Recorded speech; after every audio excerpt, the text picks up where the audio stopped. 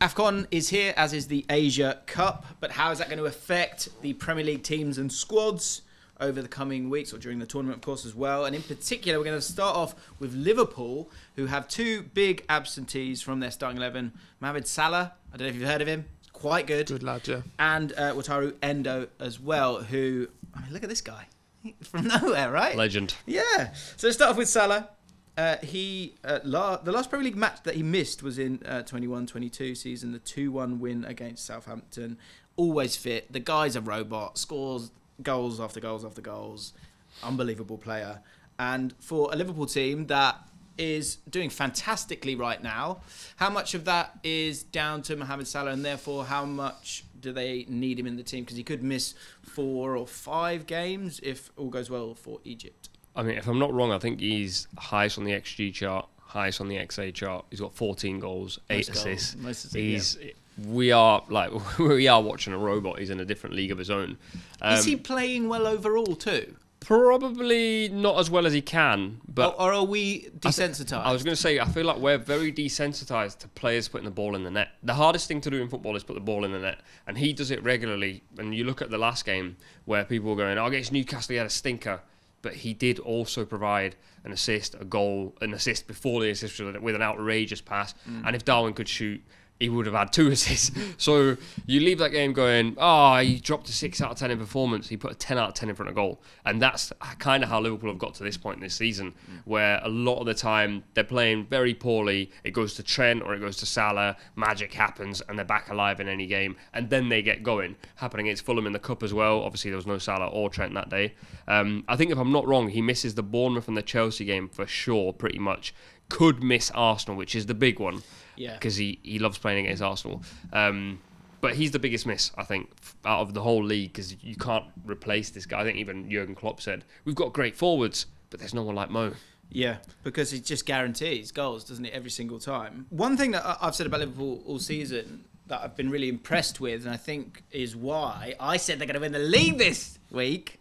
I think why not? I know Nubaid doesn't like that.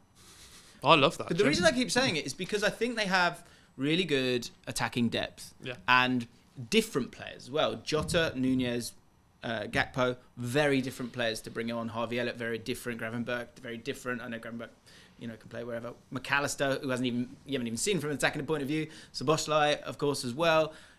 So many different options.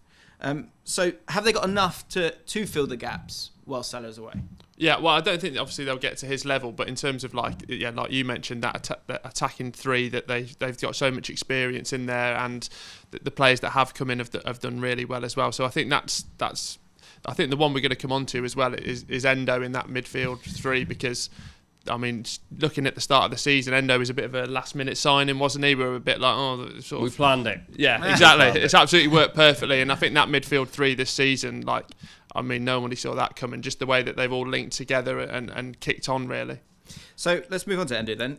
Do you think he is one where people are looking at him with sort of rose-tinted glasses a little bit because it's going well, or is he or is just the best of the bunch, which is a good bunch, but not many within that specific profile of which he's offering for the team? How good is he? How much of a loss will he be?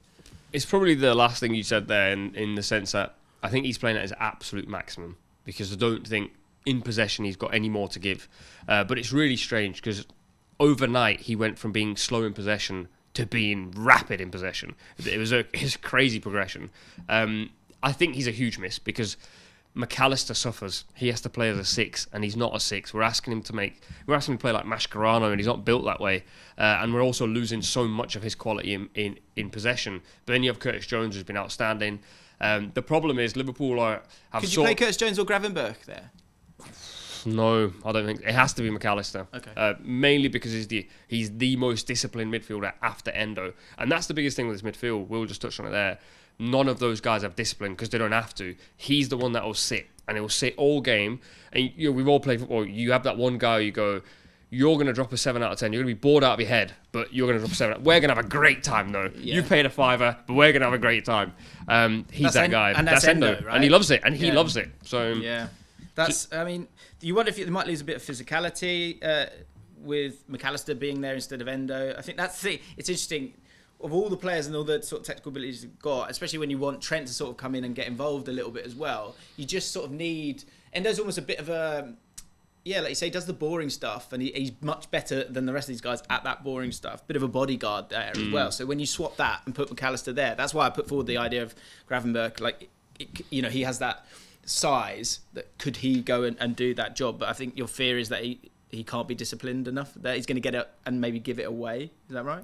Yeah, 100%. I think the other midfielders Liverpool have are just a little more expansive. Okay. And Endo doesn't have a step over in a locker, which is why it makes him useful as a six. Something I can relate. Do you think it almost gets it gets worse as well, backed in Endo going away with the Trent injury as well?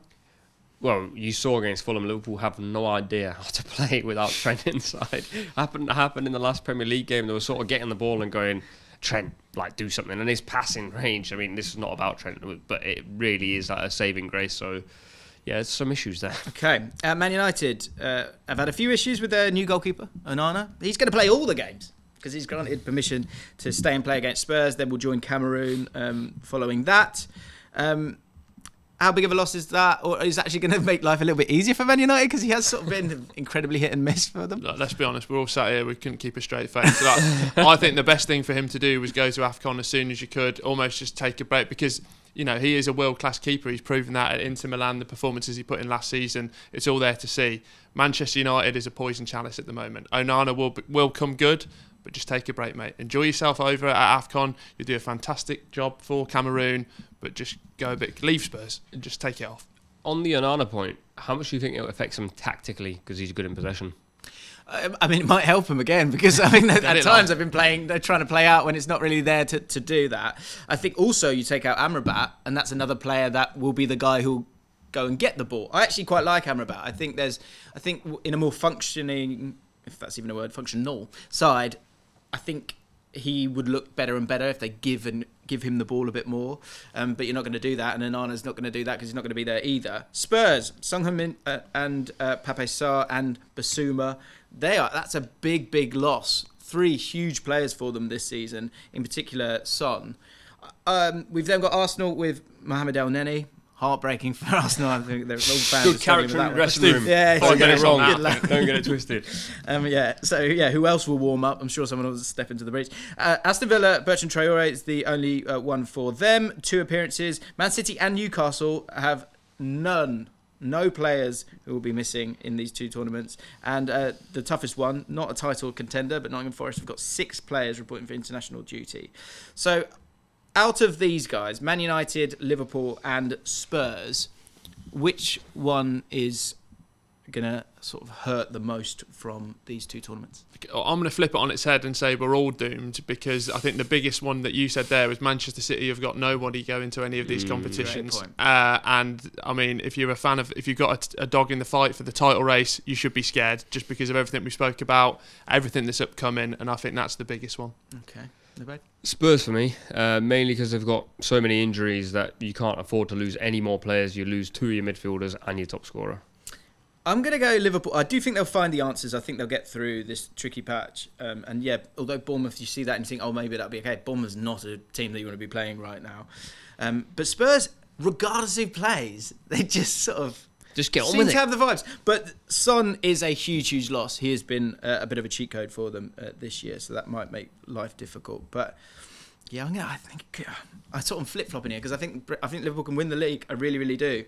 But I also think Mohamed Salah is the best player in the league, so that's a massive loss. How are you feeling, Liverpool fans? How are you feeling, Spurs fans? Man City fans, how are you feeling as well? Are you happy about all of this? Let us know in the comments down below.